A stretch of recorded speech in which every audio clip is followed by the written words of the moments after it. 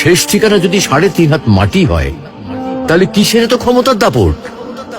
ভোর 5টায় মৃত্যু, সকাল 6টায় জানিয়ে দেওয়া হবে মাইকে, 8টায় শেষ গোসল করানো হবে, 9টায় তোমাকে নতুন কাপড়ে সাজানো হবে, জোহরের নামাজের পরে তোমার আলিশান বাড়ি থেকে বের করে নিয়ে যাওয়া হবে, 2টায় তোমার জানাজার নামাজ পড়ানো হবে, 2:30টায় তোমাকে কবরে নামিয়ে ফেলা হবে।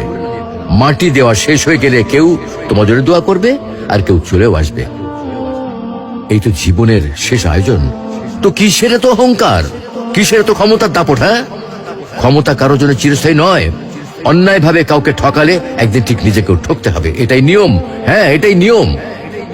ভোরের সূর্যোদয়ের আলোতে যে পৃথিবী আলোকিত হয়, সন্ধ্যার সূর্যাস্তে তা আবার হারিয়ে যেত দেখি। অসত্য দিয়ে সত্যকে কখনো ঢেকে রাখা যায় না।